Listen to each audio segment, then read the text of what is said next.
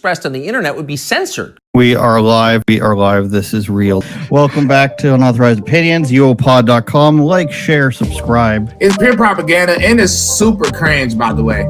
I literally went to the polls with nothing in mind. I saw a can of orange soda in the parking lot. And I was like, yeah, there we go. An unopened can of orange soda just chilling in the parking lot. I was like, yeah, I got to vote for Trump, dude. Your podcast sucks. It's mental, mate. It's absolutely mental. I'll be honest, I thought it was kind of offensive when you talk so much about the Loch Ness Monster. Political climate. And Andrew, treat yourself, okay? Especially if you start, I don't know, getting in good with homeless people. Unauthorized Opinions, streaming everywhere at uopod.com. Cockle-doodly-doodly-doo, man.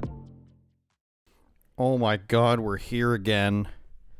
I thought there was a rap coming right there. It didn't have a rap. uopod.com, unauthorizedopinions.com. We'll just pretend I said .com for both. And ignore any other filthy minds that we have at the moment. We're live streaming on YouTube, Rumble, and X.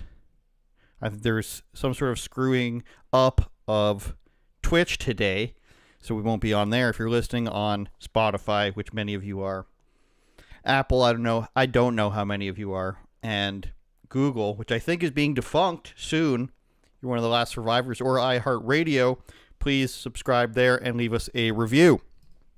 We've got lots to get to today. The Year of the Crybaby is the episode name, and that's because we've got a lot of crybabies. We've got Don Lemon crying on the NELK Boys podcast.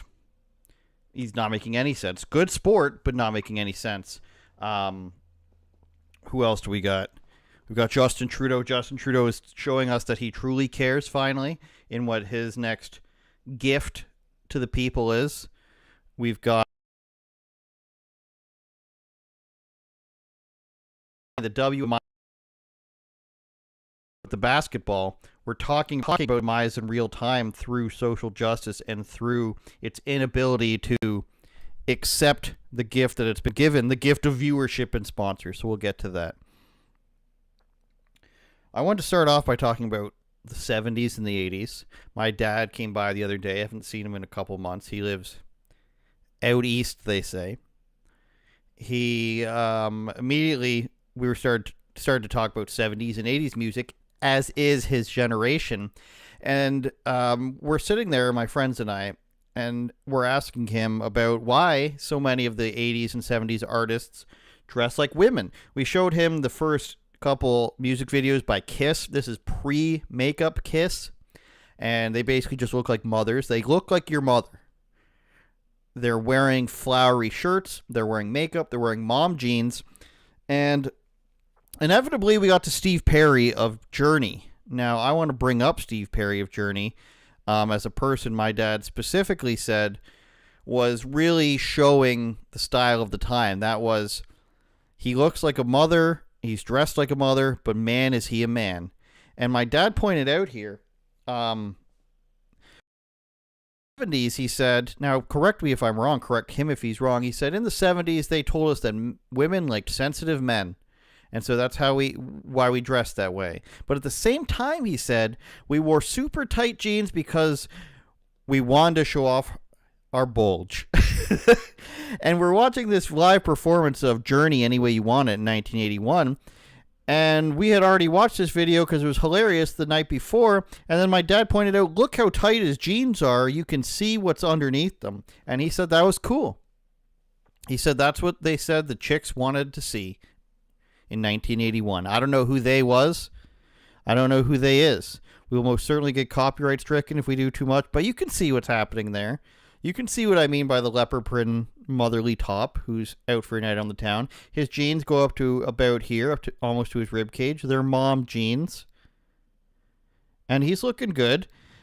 And this is apparently what the ladies wanted. So if you want to send a super chat or have some comments read on air about how you feel about that, how does Steve Perry's body make you feel? Just look up any number of these artists from the 70s or 80s. Look up a music video and ask yourself, number one, what's stopping us from being the pinnacle of man that they were? Looking like a woman, but also showing our bulge through our jeans. And also imagine what society might have been like if this was the sex symbol of the time, and that's just what I wanted to say there. Don Lemon was on the NELK Boys. Amazing transition. You know Don Lemon loves Steve Perry. Don Lemon was on the NELK Boys Full Send podcast, and what we got out of the NELK Boys, which was at the time Bradley Martin, I don't know if he's officially a NELK boy, a NELK man maybe, Kyle Forgeard, and Steiny, you got a better interview than you're going to see on most network cable programs. So if Don Lemon goes on MSNBC, CNN, ABC, NBC, they're not going to challenge him on anything he said. They're just going to agree with him. But the NELK Boys challenged him on injections, on Biden, on all sorts of stuff. And we're going to play a couple clips here. And I want you to see how the NELK Boys put on, a masterclass of how you question a person. They sort of do it in a bro-ish way where they know that the other person can't really be defensive of this. It's in a relaxing, inviting way where it's almost like they're like bullying him in a way, but not enough that he can take offense to how they're saying it. So here's one clip. I just think we can't have a president that can't speak. You can find instances of Donald Trump not being able to speak. No, he's a great speaker. I prefer someone who's going to put good people around him and who's smart enough to do that. The man is doing a good job. He has arthritis in his spine, so he's a little trouble walking. Okay, still a good president. He's got arthritis in the brain, I think, too. The only things you ever see on Joe Biden, him falling off the bike, falling up the stairs, and losing his thoughts. Would you rather someone who falls down or someone who is going to blow up the country? How's Trump going to blow up the country? How's he going to blow up? No, I don't mean literally blow up the country, but you know what I mean. Someone who tries to overturn elections. Come on, guys. Come on, guys. Don't you understand? He would have left it to blow up the country literally if they didn't correct him on that. But come on, guys. We don't have 4 years of Trump to go back on, so we wouldn't be able to compare his job to Joe Biden. That's the crazy part, is that they want to pretend they're using the same talking points because they have nothing. They want to pretend that there is no comparison already. You've had Trump, and this isn't supposed to be an endorsement, but you've had Trump for 4 years, then you have Biden for 4 years. There are zero people who think it's better, right? There are zero people who think Biden's done a better job. You can say he's done things. I know somebody who will say they've done things here and there that are good. They're part of a fantasy land, but you can say that. You can say Biden's done some good things. You can say he hasn't completely destroyed the economy. You can try to say that. But in every single facet of governance, from what a president can do and what he can influence, he's done worse. I think everybody knows that. And for then to Don Lemon to come on and say he's going to destroy the democracy, he already had a chance to do that and didn't do it. So it's really weird that this is the talking point now. And this is what Don Lemon did on the podcast. Is he was a very nice guy about not knowing a whole lot. So he would say stuff about the lockdowns and say, well, we didn't know then, so we can't look back and say that we knew everything. Hindsight's 2020. But you did know then. There were a lot of people who did know. It was called reading. And there was a lot of people who didn't want to read, and they wanted to check out. That was the government and the system giving them the chance to check out that they were looking for. There were those who just really wanted to obey. There was those who fought against it. Those who just read into things and said, hey, this isn't exactly what's being talked about. We should talk about this. And they got silenced. They brought that up over and over again with Don Lemon. And that's why it was such a good interview, is because they wouldn't let him off the hook. Bradley Martin particularly wouldn't let him off the hook. And kudos to Don Lemon for sitting there and answering. He even said at one point, you can keep asking me questions and I'll keep answering them, but I think we disagree. And the problem was that Don Lemon had pretty much zero argument. No, I didn't get the vaccine. I didn't get it. No, I got the vaccine. But if someone in my office didn't want to get the vaccine, then I would. I'm going to, you guys go watch it. I don't know what YouTube's rules are on the vaccine right now. It's great and it's wonderful. Advocating for anybody to lose their business. But we have to remember, guys, it's not just about here in America. The entire world was shut down. There's actually places that weren't shut down. It had they had a very good outcome with COVID. Yes, but for the most part, the entire world was shut down. This is what happens is he'll get asked a question, he'll have an answer, and they'll be like, actually, that's not true. And he'll be like, yeah, but still. And this is what happens when these people actually do these interviews. And by these people, I don't mean wonderful, flourishing gay black men. I mean left-wingers. and rhinos and, you know, Democrats and all these people who don't have to face, like, do you think AOC is going to do an interview where she's getting challenged like this? So that's why it's kudos to Don Lemon, right? But the reason that they don't is for this very same reason, is we have an hour and 35 minutes here of Don Lemon actually having to face people who have real questions. And he's pretty good at finagling his way around it. But it also just shows he's lacking a lot of facts. And this has been happening to Bill Maher recently, where he's going on shows like Megyn Kelly, and he's interviewing people like Bill Burr, who actually talk back to him. And it happens a lot, where it turns out you don't actually know what you're talking about. Because once you get past the people who are agreeing with you, no matter what you say, oh, it was actually like this, and yeah, and Trump's actually a fascist, and blah, blah. When people start asking you to dig even one layer deep, they just are completely void of any semblance of an answer. We didn't know. But there was a lot of virologists and doctors. I guess the doctors didn't know.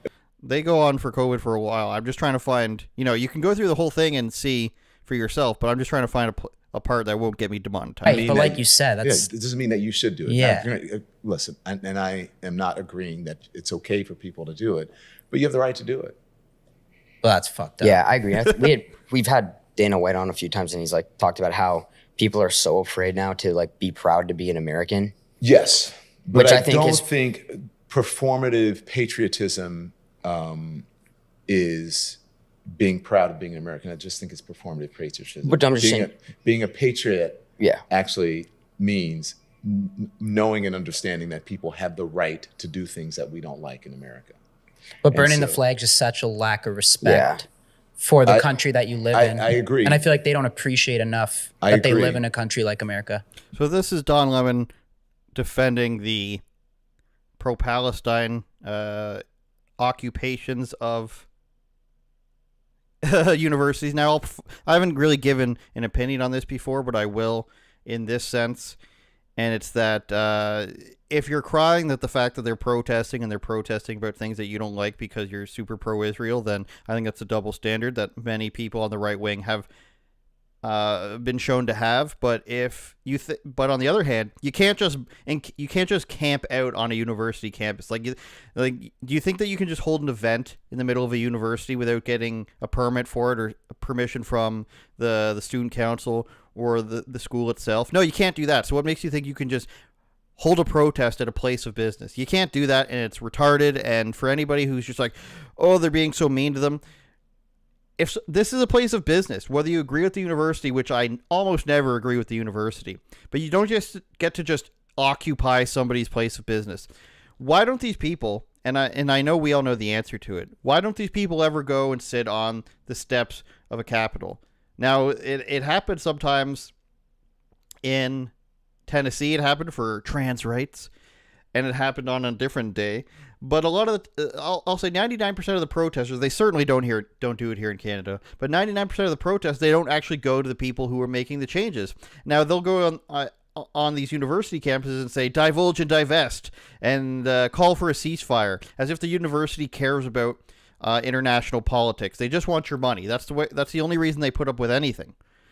But then you get these people who are basically Antifa making another Chaz or Chop Zone, and they start saying, oh, you're hurting us because we can't bring in our food onto our legal encampment on your property. It's stupid. It's stupid every way, and that's why I don't comment on it, because both sides do not like to tell the truth. Both sides do not like to admit what their real ideology is. Both sides do not see the error in their own ways, and I'm talking about the protesters. I just think we're at a point here where we don't need to worry about international conflicts. Write me more if you'd like to hear more about that. So that's just one of the many things that Don Lemon has as opinions that he actually gets pushback on in this podcast. And it just goes to show he doesn't actually know a whole lot. Don Lemon doesn't actually know a whole lot besides what he has read on the news. Can't go straight to the K-hole. Oh, no. Yeah. K-hole, ketamine, Elon Musk. Let's get to some of the trans talk. Now we're getting hit with a circle. Don Lemon on here did before we get apparently adhere to an AI ad at the beginning. It was toxic. No. I thought it was a great experience. So you enjoyed it? Yeah. Which would you choose? Like, me on personal things that aren't true. I'm not going to do that. It's not worth my time. Yeah. That makes sense. So who are we voting for this year? Who am I voting for this year? Like who we all. Well, this is something that I could not do when I worked at CNN. Who am I going to vote for? Joe Biden. Why? Because I think he's doing because he's doing a good job for the country. I think that I love what he's done for prescription drugs for people. I love that he is improving the economy. So prescription drugs, I'm going to assume he means lowering the price of insulin, which was something that Trump did, and then Biden came in and immediately took it off and then put it back in, forced him to lower the price and said, look how well I've done. If he's talking about the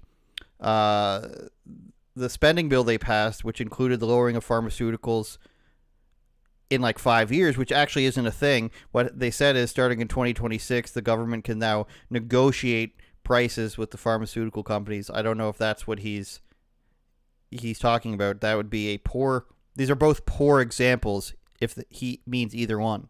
I love that we have, is he improving the economy? Yes, he is. This economy is better than the Trump economy. And I know that's tough to hear, but it's the truth. Isn't inflation and like gas prices through the roof? Yeah, but the economy is still good. I mean, look at the economy that he inherited from Donald Trump. Donald Trump inherited. Well, because that was during COVID. Well, okay, but still, that's the reality. It's reality.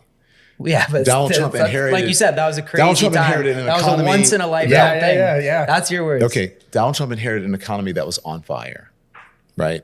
And then this, of course, is not true. Even if you want to give people the benefit of the doubt and claim Obama's policies are actually what did it, even though it was Trump, putting pressure on different countries, putting tariffs on China, threatening to do stuff to Mexico, getting more investments from Japan. He's not just making terrible trade deals. He's not giving away money to all these different places around the world.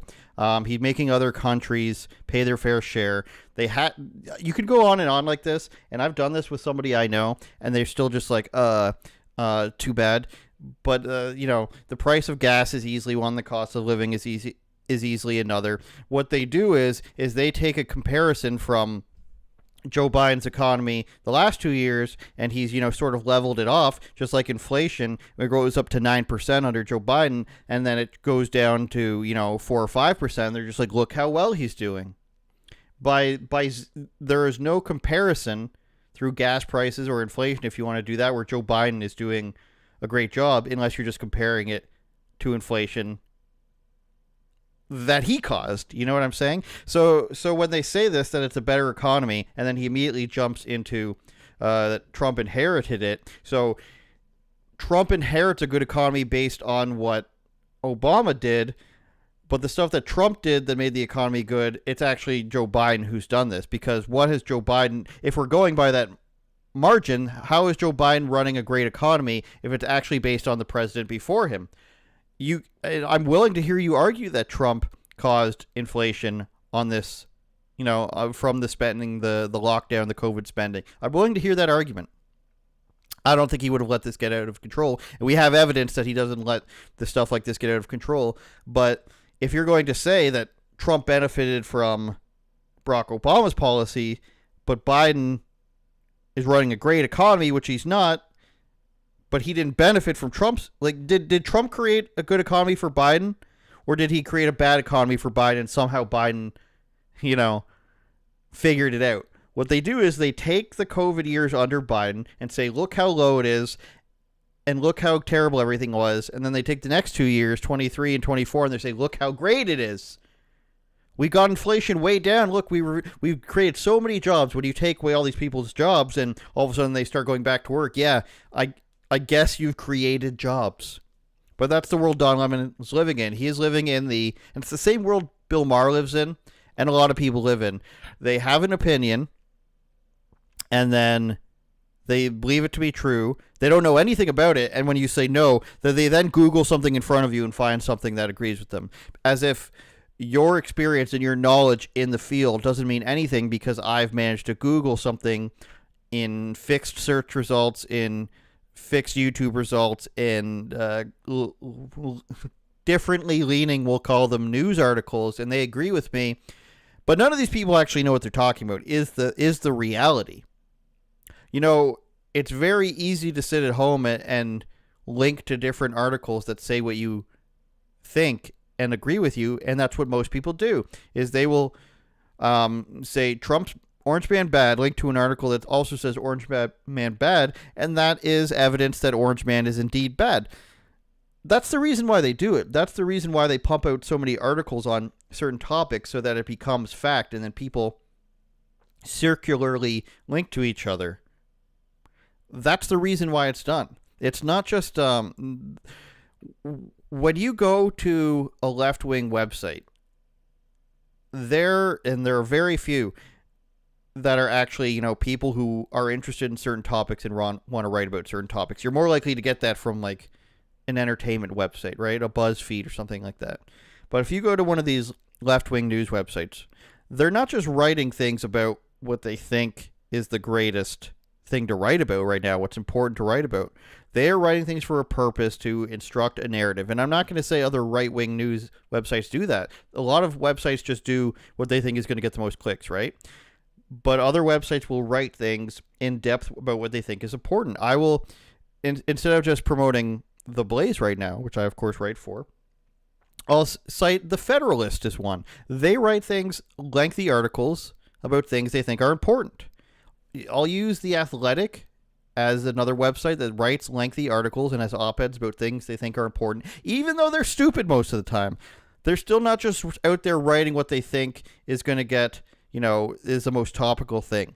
When you write for one of these websites, and if you work for CNN like Don Lemon, and he's got, which he admits in this interview, he's got 5 people. He says, go out, I would like to talk about this, this, and this, and then 5 people go out and make it happen for him. They get the guests, and they do the research for him. That's not his own research. That puts the power into the producer and the producers and the writers. You're just a vessel at that point. So for Don Lemon to come out here and speak as if he's got this knowledge about the economy, these are things he Googled or he was told in the moment, and he said, well, that's the truth. I don't need to know any more about that. I'm just going to bank that as fact. And that's like a very 2016 way of like, I have statistics on my side. You don't. Did Joe Biden, he created 4.6 trillion jobs. Did that happen right after everybody was put out of jobs by the government? Oh, I don't know about that. That may or may not be true. I don't know. Is that the truth? Oh, he's lowered inflation by 5%, or a record pace at which he's lowered inflation. Oh, was that from his 9% that he let it get to? Oh, I don't know about that. But you see what I mean?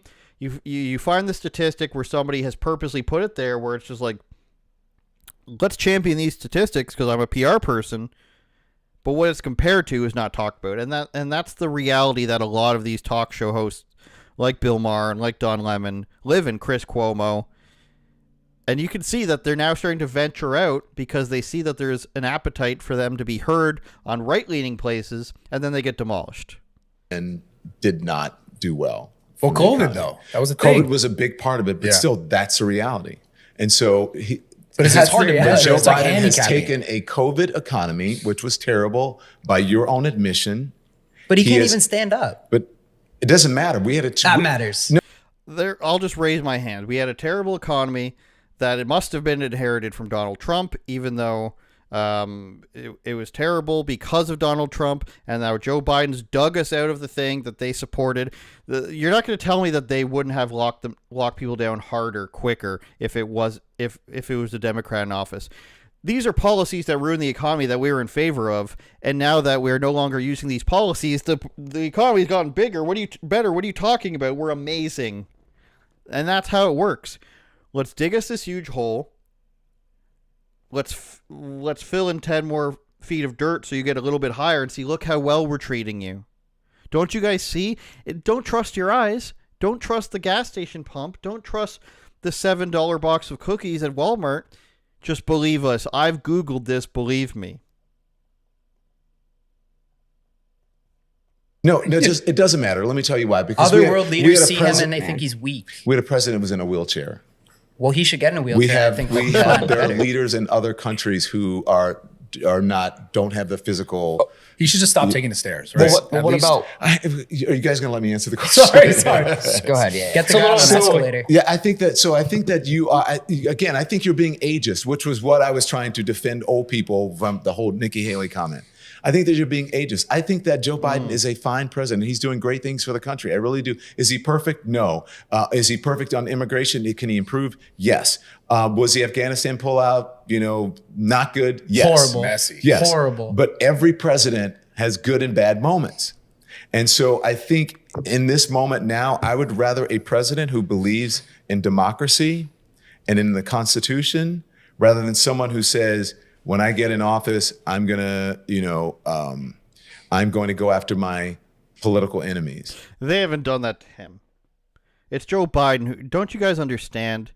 It's Joe Biden who believes in the democracies of America. He believes in the Constitution so much. It's actually, you were wrong. This whole time it's been Democrats and hardcore leftists that actually believe in the Constitution. And Trump said he's going to go after his enemies. We would never do that. Joe Biden would never do that. Kamala Harris would never do that. The DAs in Georgia and New York would never do that. They would never go after their enemies. Don't you get it? It's the year of the whiner. What is this called? The year of the crybaby. Don't you understand? If Don Lemon says you're mean enough, then it must be you're mean. Forget about what Joe Biden's actually done. Let's move on now because the WNBA can't stop. We showed you last week that it took just 1 week, or maybe it was 2, because we skipped a week. We showed you that the WA couldn't wait to call Caitlin Clark racist, right? It was this Aja Wilson girl. She called Caitlin Clark benefiting from her whiteness. She said she only gets she doesn't get endorsement deals because she's black, and Caitlin Clark gets endorsement deals because she's white. And then days later, she got an endorsement with Nike and Gatorade. So now the problem is we've moved on a tiny bit, the WNBA players, from saying it's racist to support her and that she's only getting support because she's pretty and white. Okay, I guess. But it's now because she gets private flights. And now everyone's upset that Caitlin Clark is getting a private flight.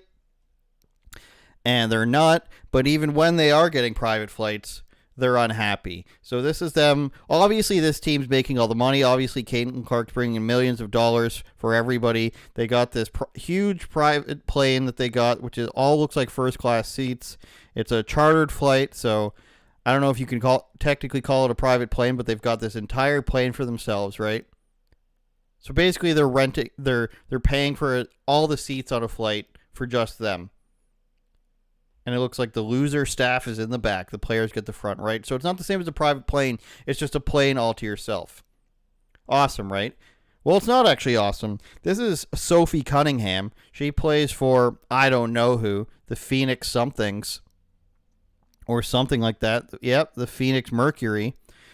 And that's not Ron Artest with her. I'm sorry. I don't know what that person said. But this is Sophie Cunningham. And she said that it's great and all that we have private flights or chartered flights, but it's not quite big enough. Yeah, no, we still flew a normal flight on the way up here. Right away, she's jealous, right? Right away, you can see she's ungrateful. Which is not good. I think on the way home, we finally get our charter. With that, we always, we're grateful. Do not get me wrong. We are so grateful that we're able to start chartering.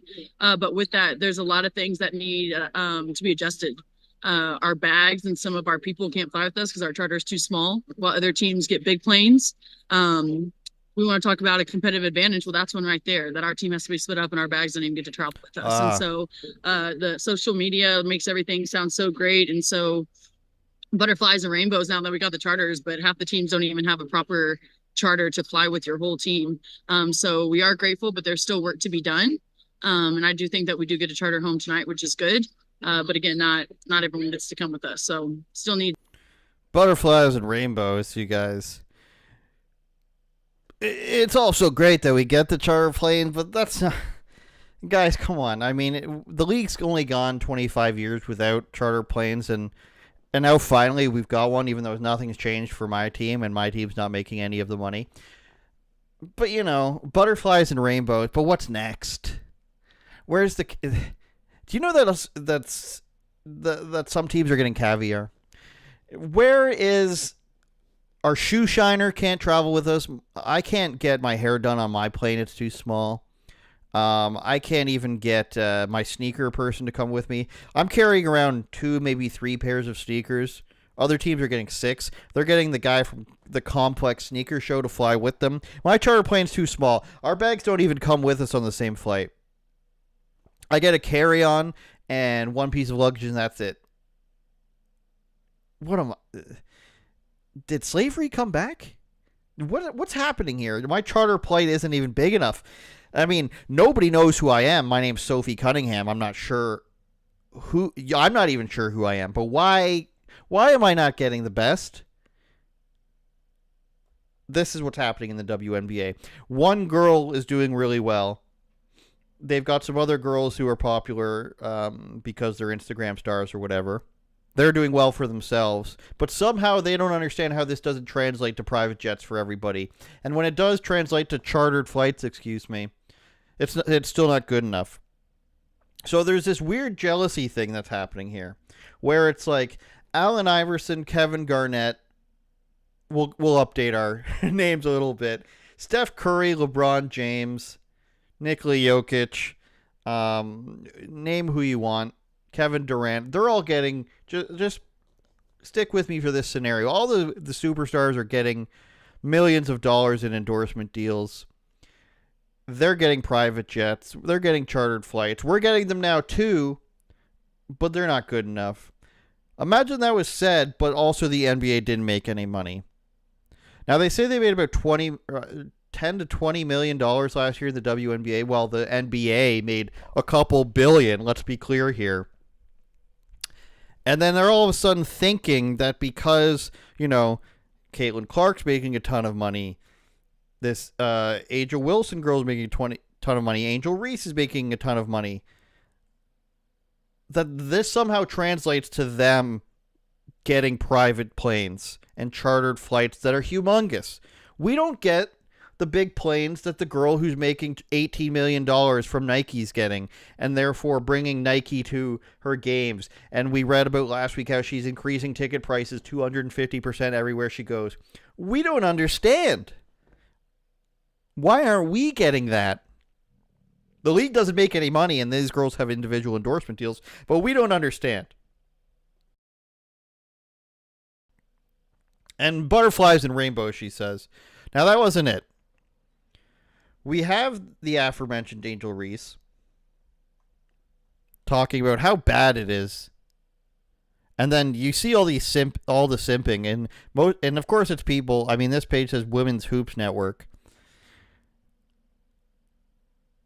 Kathy just said that so Caitlin would be straight through the season. I don't know what that means. This woman, what a joke. Her team, the other teams, I don't know what these people mean. The comments are terrible. But she says, just praying that this is one of the last commercial flights Chicago Sky has to fly. Like somebody said, practicing gratitude is patience as the league introduces charter flights for all teams. I'm so grateful and I'm so patient about getting charter flights that I'm going to post an Instagram story about how much I hate it. That I'm wearing a mask on this plane. That's not weird at all that I'm wearing a mask because I can't be seen on a regular plane. I'm a star. Pay for your own flight. Pay for your own flight. Do you see what I mean? They are ruining it so quickly against themselves. And here's a tweet that she deleted. That's on getting a win in a packed area. I think that's, or we're supposed to say arena. She's not there for her brains. Win in a packed arena, not just because of one player on our charter flight. Riley Gaines says, incredibly disheartening to see Angel Reese attack Caitlin Clark like this, just entirely baseless and distasteful. His tweet screams jealousy and insecurity. Although Caitlin Clark probably deserved this because she's white, straight, pretty, and tall privilege, right, Sonny? And that's about Sonny Hostin, which we'll get to in a second. But Angel Reese, who's got her own big following, and of course cried about being objectified, even though she's posting her own, sex-centric content, is in Sports Illustrated. She's a victim. Saying that they packed an arena not just because of one player on their charter flight. But you say that it's so important to get the charter flight. So why is this even a point of contention? We don't know. So Charles Barkley had enough of this. And he said, Charles Barkley's one of those guys who's right a lot of the time, wrong sometimes. He's more on the right side. But here's Charles Barkley telling it like it is, I think. You women out there, y'all petty, man. Hey, LeBron, you're 100% right on these girls hating on Caitlin Clark. Y'all petty, girls. I expect men to be petty because we're the most insecure group in the world. Oh, you are. Y'all should be thanking that girl for getting y'all ass private charters, all the money and visibility she bringing to the WNBA. Don't be petty like dudes. Listen, what she's accomplished, give her flowers. Stop being petty, all you women out there. She got y'all ass charters. She bringing all y'all this money to the table, but y'all being petty like dudes. LeBron, you are 100% right. Y'all girls, stop being petty. Caitlin Clark, thank you for bringing all that money and shine to the WNBA. Well, they're going to hate you. They're going to hate you. He's right, though. They can't help but tear it down. And I said this from the beginning. I said they're the non-heterosexual ladies of the WNBA, and frankly, it's been mostly the straight girls complaining. Because I'd imagine the other girls have been playing and have dealt with this for a long time. They know they're being gifted millions of dollars a year in subsidies from the NBA. Probably a couple $100 million goes to the WNBA, and now they're getting charter flights, and the biggest stars, the girls who've just entered the league, or these stupid straight women, what's up with that? They're the ones complaining. They're going to end up ruining the league for everybody. Imagine you're a woman who's played in the WNBA 5-10 years, and nobody cares at all what's happening, right? And then Caitlin Clark comes along, and she's building up ticket prices. They're making arguments now for wage increases. The league's finally making money. You can say, hey, look, the league makes money. Let's start thinking about paying us a little bit more. And you're just like, this is great. We got chartered flights now. We used to have to take commercial flights and be crammed in. We're 6'5", and we're crammed in all the time. Now we're getting chartered flights. And then one girl's like, ugh, our plane isn't big enough. And the other girl says, well, we can do this without Caitlin Clark. Right, girls? But the truth is you can't. And, you know, we went away from it being racist and people only liking her because she's white. That, you know, people told them to shut up for a couple weeks on that. Now we've moved on to we need bigger planes. But Sonny Hostin of The View is a little bit behind. And she can't, you know, she's never said anything smart. Sonny Hostin is just one of these people that exists to say the thing that, like, is the most progressively left thing to say. You know, cut off children's genitals. Sonny Hostin's there. You know, we need to open the border and look at this footage of people getting whipped at the border. Sonny Hostin's there to say that was real. Trump's gonna, you know, kill everyone when he gets into office. Sonny Hostin's there to back that up. Just kidding. Not real. She's there to say whatever you think is the most furthest crazy left-wing thing to possibly be said. Sonny Hostin's there to make sure it exists. That being said, I do think that there is a thing called pretty privilege. There is a thing called white privilege. There is a thing called tall privilege. And we have to acknowledge that. And so the part of it is about race. Because if you think about the Brittany Griners of the world, you know, why did she have to go to play in Russia? Because they wouldn't pay her. Because they wouldn't pay her. Because they wouldn't pay, not because she was black, but because they didn't believe in the WNBA. This is part of my point. So now, you know, Caitlin Clark is bringing this money, these sponsorships, we hope, into the league, and other players will benefit from it. But I do think that she is more relatable to more people because she's white, because she's attractive. And unfortunately, there still is that stigma of against the LGBTQ plus. So many things. First of all, there's a stigma. So you say she's pretty. We're just going to lean all the way back here. We're not insulting anybody. We love Caitlin Clark, but we're just going to lean back here for a second while that comment flies right by us, right? So you say she's pretty, but then also there's a stigma against the LGBT, the basketball lesbians. So wouldn't that make exact sense? Wouldn't that make perfect sense? If you're saying she's pretty and you're saying there's a whole bunch of gay women in the league that may or may not look like they look, wouldn't that make perfect sense? But there are also other women in the league. So, like, what the hell are you talking about? There's other women in the league. You can't just say that one girl's pretty, and then so you're basically calling all the other straight women in the league ugly. or else they would be popular. If you're saying the popularity rests upon their looks, then how come there's no other popular players? She's just better than them. What are you talking about? What are you talking about? She's just better than them. I'm sorry Caitlin Clark happens to be white and she's better at basketball than the other people in the WNBA. She can shoot from really far. Don't you realize that hasn't happened before? Steph Curry can shoot from really far. He was the first guy to shoot from really far. Nobody else could do that before. Steph Curry's 6'2". He probably used to be able to dunk. I don't know if I've ever seen him dunk more than maybe once or twice. He isn't blocking people out of anywhere. He's not super fast. He can shoot really good from really far. And he won. Caitlin Clark can shoot really well from really far. What is wrong with you? Are you stupid? Is that what it is? Are we just lying to ourselves? Are we this stupid or are we just lying to ourselves? You know, you're going to attack Charles Barkley. Are you just stupid? That's what you have to wonder. She's just really good. It's not because she's got tall, pretty, white privilege. Does LeBron James have pretty privilege? Do we only like him because he's black, or is it because he's really good at basketball? Did we like Larry Bird just because he was white, or is it because he was really good at basketball? You sound stupid. You just sound stupid. You can't imagine a world where people don't care about race as much as you. You can't imagine a world where people are just like, that person's good at a sport. Let's reward them. They entertain us. Dance, sports person. You can't imagine that. You can only imagine a world where people care about people based on their race and their looks in a sport, because that's how you think. Sonny Hostin's basically an idiot. She's basically a person who comes on screen and drools at you for an hour every day and says, hey, old women watching me, isn't it fun to be angry about stuff and think that people only do things and disagree with us because they're mean and because they're racist and sexist and anti-gay? That's the only world she can think that this happens in, because that's how she thinks. She only likes things because of their race. She only likes people because of how they look. And she wants you to believe that everybody else is the same. And if that doesn't happen, then other people, you know, there must be something wrong with them. They must be thinking that way.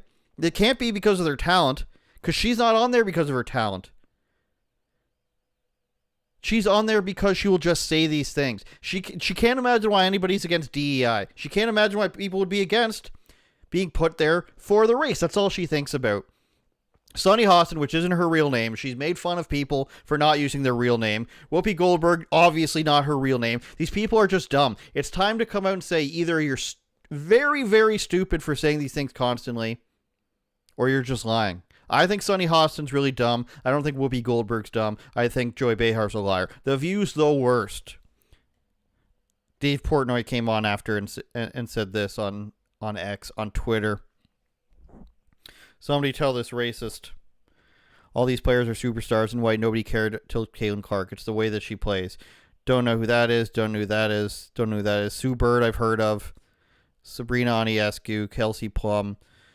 I've heard of these ones. Kelsey Plume is there because, you know, she posts slutty pictures. I'm not sure about any of the other ones, but like, there's a lot of girls in the WNBA, especially the new girls, that just sell their bodies online. They have a huge Instagram following. That's what they want to do, whatever, but that's what they're popular for.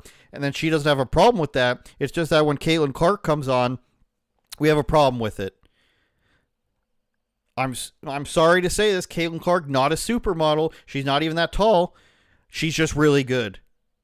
Brittany Griner, annoying, unattractive, can't even dunk 6'9", gets arrested for being an idiot in another country. I'm sorry that these other girls have to go to Russia to play basketball, and Lithuania and Spain and all these other things. Maybe it's more popular there. Have you ever thought about that the fact that the reason that they get paid more there is because it's more popular? They're acting like it's hateful to not be a fan of a sport. If I don't watch curling, is that because I'm hateful? Or is it the exact same thing? I don't like the WNBA, so I'm not going to watch it. Morons grinning moronally, as Homer Simpson might say. Patreon.com/UOPod is where you'll get exclusive content. We'll upload some stuff for you tomorrow because it's a holiday. You might be home. You can help me become Joe Rogan for just $7 a month. This is basement prices. You can help me. You can help yourself become a Raptors super fan, just like the Raptors super fan who somehow affords to get to every basketball game. But you won't be a Raptors super fan. You'll be a super fan of this channel. or you can become an unauthorized person and suggest commentary or reactions or a topic, anything you want, basically, and we'll cover it, which has happened before. You'll get all these wonderful podcasts that you're missing. You'll get this interview with Uncle Hack. We'll put up his soon. Maybe that'll be the one we put up tomorrow. We'll put it up on the Patreon in full. That might not be the right one to put up right away, but we do have stuff to put up. Who will I put up? I don't know. Patreon.com/UOPod. You can help us out by subscribing there. You'll get all the stuff. Anomaly podcast that we've done. The What is a Woman thing we did at a convention center. At a women's conference, mind you. And we'll be going to a conference again soon. So you always get the early look at it. And you always get the exclusive extended version. That is patreon.com/UOPod. And we're back. Theblaze.com. You also get my exclusive interviews there. There is a video going around. What goes around comes around. And it's about a woman wondering why high value jobs for women or women that are executives is not more appreciated. I haven't watched the whole thing. We're going to react to it in real time. And we're going to be honest here. And the question that this woman is positing is why high value men don't date high value women. Why high value men think that hardworking women, like entrepreneur women, are complicated in real life, and why do they not date them? Let me explain. So the first thing I have to say about that is you're making a TikTok. There's strike number one. Does a guy want a girl who wants to be a social media star? No. Are you a social media star? Okay, maybe we'll talk about that. Is it for your business? Okay. We can probably talk, depends on what you post, I guess. It's on, like, you know what type of content we're talking about. But a woman who's just posting on TikTok about why men don't care about her is right away a sign that this is probably not a woman you want to date. Let me explain what I'm saying. I was talking with a friend of mine yesterday, and I was like, I struggle finding a man who's gonna accept that I'm self-driven, that I go to the gym every morning, that I run my own business, that I'm a consultant, that I'm intelligent, that I have multiple degrees, an MBA and so on, that I work a lot on myself, that I do self-development, and I struggle finding someone who has a business as well, who is self-driven, who is good-looking, and I think that they're all looking for dumb girls. I'm sorry to say that, but just simple girls. Girls who are just like employees, barely working or something. So why do you think that is? Why do you think they are okay with women who are just employees or women that are not up at 5 a.m. running their businesses? Of course, it's fine that you own a business. It's fine that you go to the gym. It's fine, all these things. But first of all, you're saying that they prefer dumb women. I think it was more accurate to say simple women, women that aren't on TikTok complaining about things. I don't know. Any of the people that I know that are in marriages, their wives aren't complaining on TikToks about not being able to find a man. Interesting how that works. What else did she say here? This woman is, I'm guessing this woman's a boss lady. She's saying words like well-driven, a self-driver, finding someone who has a business as well. She sells development. She's a consultant. It sounds like she does a lot of stuff. Oh, that was the thing, that she says she has multiple degrees. That's not really a thing.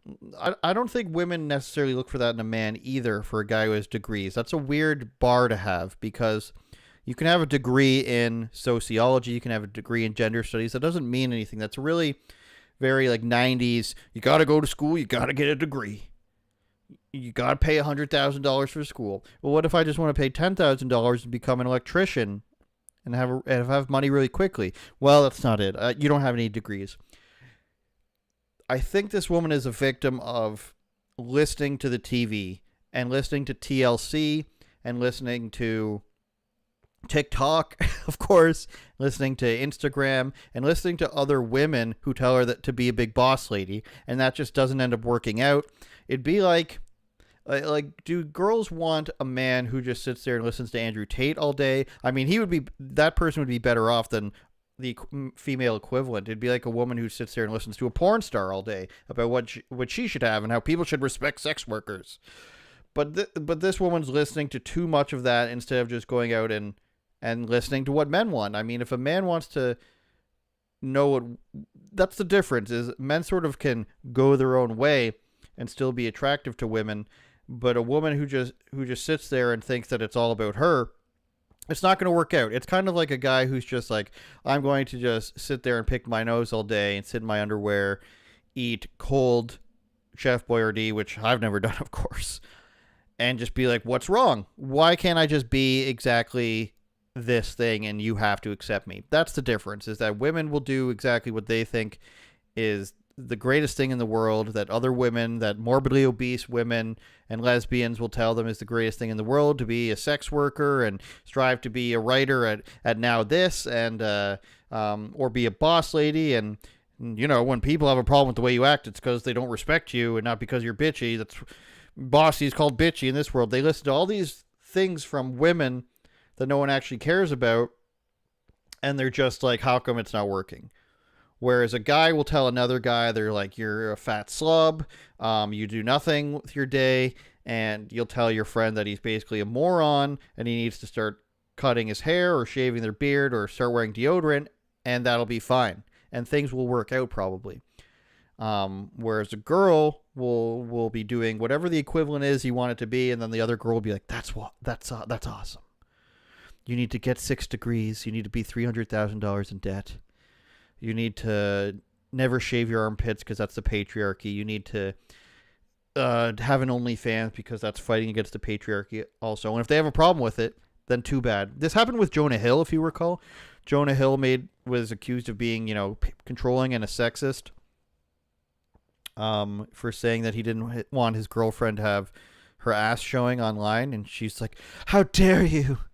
And then all other women were like, how dare you tell her what to do? And now she's alone. And maybe she'll get somebody else because she's a celebrity or something. I don't know. She was a surfer or something. And maybe they'll do that. But this is what happens when you listen to women who tell you that's a good thing. Jonah Hill, now I'm not going to say he's the hottest dude in the world. He's up there.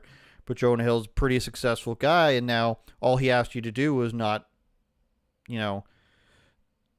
present yourself online to be ogled at by other men, which means that's what you're hoping to get, which means you can't live without the other men ogling at you. You think it's a form of freedom because that's what we all know that it's for.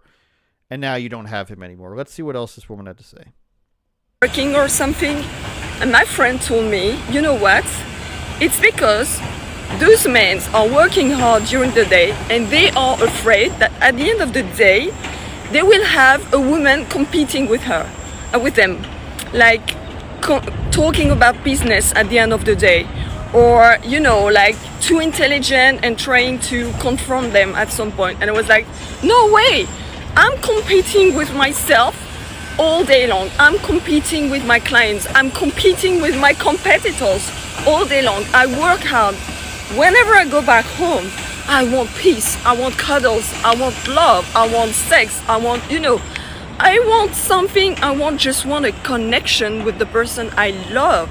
So this is a misconception you have, maybe because I'm a hypersensitive person, maybe there are like businesswomen who are really into their masculine energy, but I'm not. It's not because I run a business that I'm not feminine. And trust me, when I go back home, I look like this, but with all the feminine energy, I'm loving, caring, and so on.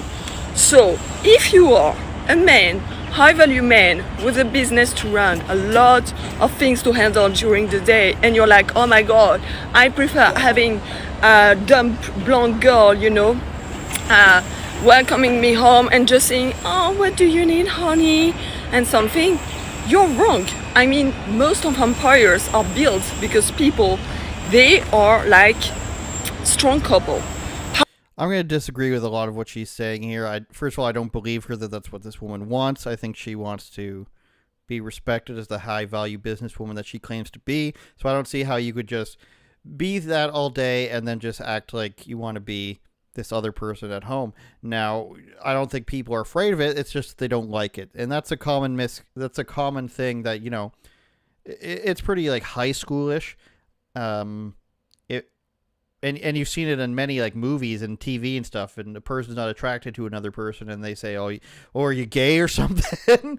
That's the vibes I'm getting here. What the person, I guess, got across to her, and she took it this way, was that guys don't want another guy. Like, they don't want to go and talk to a girl about guy things. And you can say that it's not a hyper masculine thing to talk about business, but like, you'll talk about your wife's business. You're happy to talk about that. But this woman's talking about she's such a high value thing. She's in a power couple. What are the power couples you can think of? Are you Beyonce? Are you Jennifer Aniston? Like, are you this insane millionaire? Maybe, I guess. But like, those relationships don't last. Like, do you think Jay-Z and Beyonce are a real couple? Like, this is what I'm guessing this is what most people would throw to first, a power couple. But do you know that like the richest women in the world are that rich because they've divorced a super rich guy? Like Bill and Melinda Gates, for example, or one of these princes, or a gigantic evil corporation, the CEO or the board member's wife divorces him and becomes a billionaire. You know, that's where that comes from most of the time, that the richest women in the world have obtained their wealth through divorce or inheritance from a dead spouse. So this idea that there's this huge power couple thing, if that's what you want, you're not going to have time for each other.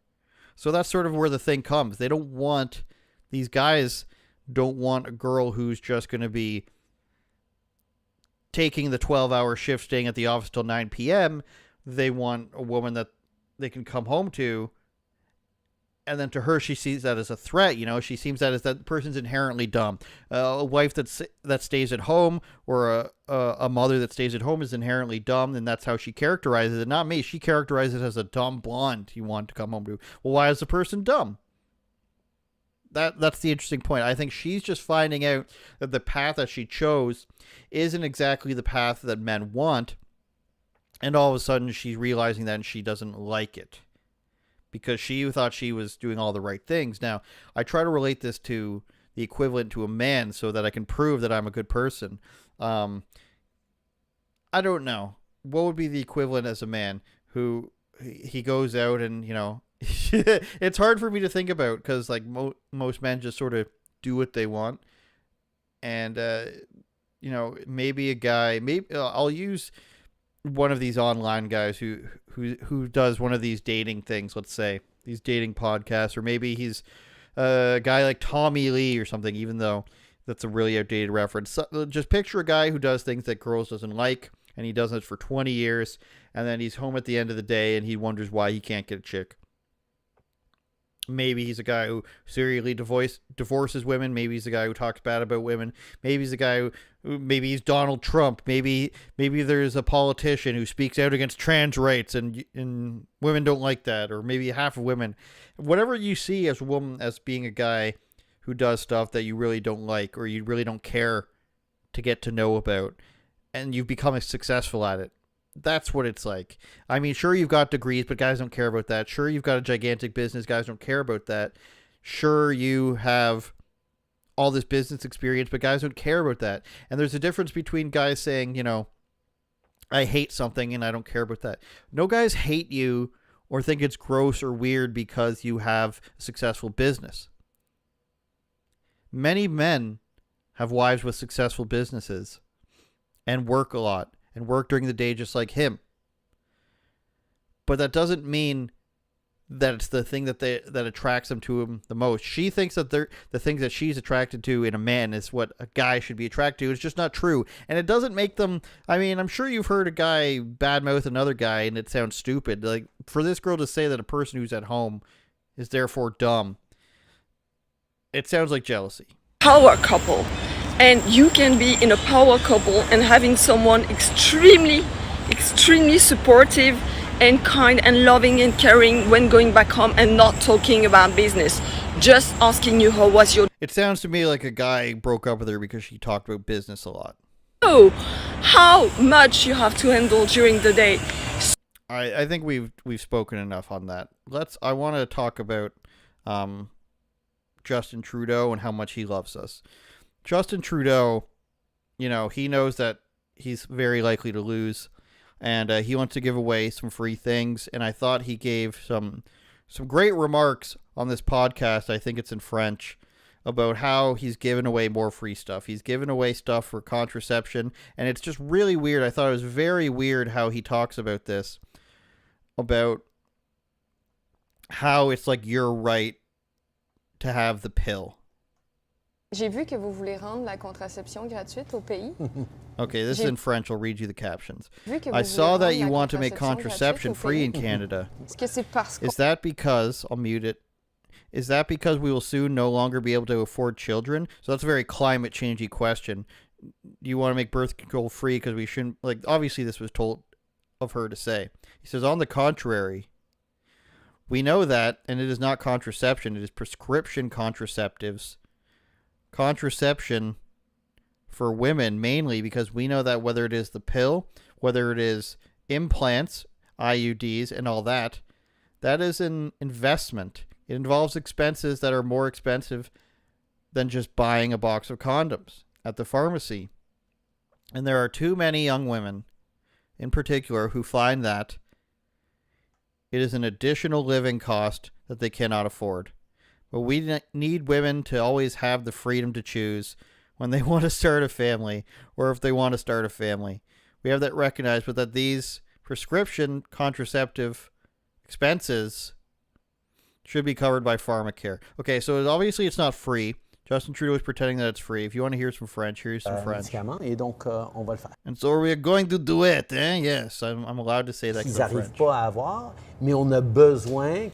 So to say that it's your right to be able to choose that, I mean, it is your right to choose if you want to have sex with somebody, but to say because, things that were invented after in the early 70s, which I think the pill was invented then, to say that's a right, to say that Plan B and abortion medicine, abortion pills are all right. That's crazy talk, right? That's like saying having access to, a Coors Light with Dylan Mulvaney on the can is a right. Something that was invented in the last 20 years is not a right. Something that isn't, written into your constitution is not a right. You can't just start creating rights. Trans rights, it's not a thing. Contraceptive rights, it's not a thing. You can't just you can't just start saying things that are, I really like these things, therefore they're right now, and therefore the taxpayer has to pay for them. But the dark and sinister part about this, and which is something I heard Tucker Carlson start talking about recently and with his interview with Chris Cuomo, is why are they, as in hyper left-wing people and liberals, in this case the liberals, so focused on this sort of thing? Why do they want to give away taxpayer money for abortion pills and for, the pill and Plan B? A lot of pills going on. Isn't it weird how it's just take these pills? If somebody just hands you a thing of pills, is your first instance to trust them as opposed to handing you an apple or flowers or a box of chocolates or money? When somebody hands you pills, do you usually trust that? Is that your instinct? But why do they want this? Why do they want to spend so much of the taxpayers' money on keeping women from getting pregnant? Now, they say it's because they're nice and because you're mean and because women should be able to defy nature. I mean, that's what it is. This is not a judgment on that. It's literally just defying nature. It's not preventative. It's defying nature, because whereas a condom is preventative, a diaphragm would be the equivalent, right? Preventative. Whereas the pill is defying nature, Plan B is defying nature, abortion is defying nature, etc. Why are they so important to them? Because they know that if women start having families, they will get different values. That's why it's important to them. Women who are single and, hormones from these pills, and don't come at me as if these contraceptives don't change hormones. These women overwhelmingly vote liberal. And who are the women that are most likely to use this? Young women. Young women are the most likely to vote left wing. So they need to keep their voting block. And their voting bloc is young women. Why? Because they are, and same goes for men, but we're focusing on women here. At that age, they're very naive, finding new things out. You're young. You want to sleep with the most people at that time, typically. And they haven't learned as much about the world. As soon as you start having kids, the reality start kicking in, right? I need a job. I need money. How much does this cost? I have to budget. Where am I going to live? All these other things that you can kind of push off. I'm living at home, or I can have a part-time job. I'll just take out student loans until the cows come home. But once you start having kids, things change, obviously. They want to keep their voting bloc single and angry. They want to have these women thinking that things are being taken away from them. That's why they say rights. People think rights are something you deserve to have. Shelter, food, water, human rights. Even though, arguments for that. But that's where it comes from. If you've ever wondered why they care so much about this, why they care so much about the pill and giving it away for free with your taxpayer dollars, this is what they mean. They mean we need these people to remain single and not have families, because when they're single and they don't have families, they rely on social services a lot more because they end up getting into debt more. They don't really look into these issues. We can really make these things seem abstract. But when you have kids, things are less abstract. They're more real. And you become inherently more conservative, or at least less liberal, because you see the real world. You see the cost of living. You see the cost of taking care of a child. You see what they're teaching your children, and you don't like that. Justin Trudeau knows this, or he's just told to do this, even though he's got kids. Why wasn't his wife on birth control? Why wasn't she taking abortion pills? Lots of questions to be asked. Why is he not getting estrogen put into his body more than he already does? Allegedly, folks, come on.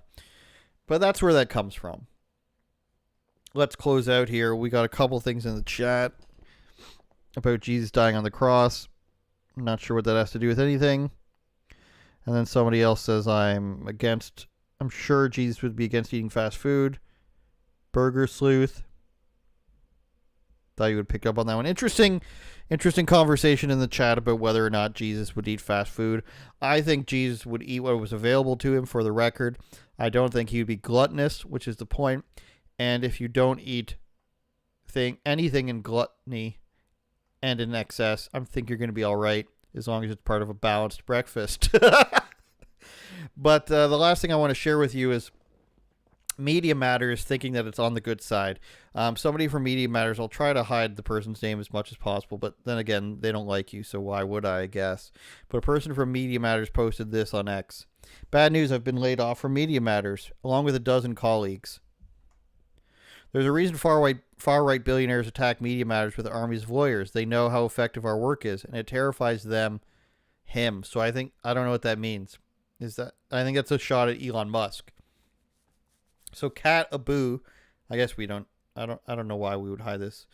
This is who we're working with. It's a little bit like Lady Gaga, I guess. She's upset that she was fired. Michael Malice, Ian, everybody, Raheem chimes in here that Kat Abu was so happy on BuzzFeed that Tucker Carlson got fired. Well, that's pretty interesting. Kat Abu Ghazaleh is a senior video producer for Media Matters, a nonprofit. So she doesn't understand why right-wing billionaires are going after Media Matters. Does she know that I am willing to bet, and she can correct me if I'm wrong on this, I'm willing to bet that she doesn't know that she is employed by a left-wing billionaire that attacks other media companies. So if you're going to say that Elon Musk is a right-wing billionaire, I don't think he's that right-wing. He's just kind of normal, right? And that scares people. There's a far right-wing billionaire that attacks Media Matters. I'm going to bet that this person does not know that they're employed by far-left billionaires whose job it is to attack other people. And not even billionaires, people who don't have the means to protect themselves, as well as Elon Musk or George Soros does. George Soros, whom she was employed by, now is fired from, I guess, uses money to influence elections and currencies and governments, but most recently district attorney races. He uses his money to attack regular people And by attack, I mean put crazy people in charge so that they let criminals out and have a very high threshold for keeping somebody in jail. And she's mad that a billionaire is attacking her company that's owned by a billionaire. Would somebody who works at Twitter be mad that George Soros is attacking Elon Musk? Maybe. But is that really, if billionaires are fighting, isn't a left-wing organization supposed to be anti-billionaire? And she's concerned that her own billionaire boss is being attacked. I'm not sure. But she goes on to say, good news, it takes a lot more than that to shut me up. Ho-ho! My DMs are open. If you're hiring, please consider my other friends too. Which is weird. Left-wingers do this a lot. They say, hello everyone, I've been fired. Please hire me. Does that work? I'm wondering if that works. Did they lay off anyone or just the most useless? Isn't that weird? Why wouldn't you want to,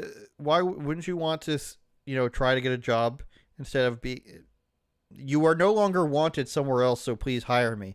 That's not the greatest business pitch, because it was a layoff. I guess that's why you're doing that. But it's really weird, and I only see left-wing people doing that. I don't see, let's just throw out some names. Like, do you think Jack Posobiec would be like, I've been fired? He doesn't really need to. I don't know. It could be anyone. Do you think that's a good thing? It's a very left-wing thing to do, and I don't know why you would do it. And I don't know why at the same time you do it and say these people are pieces of crap, basically. And the idea here is that Elon Musk has attacked Media Matters, and they can't defend themselves with armies of lawyers. You're owned by a person with just as much money.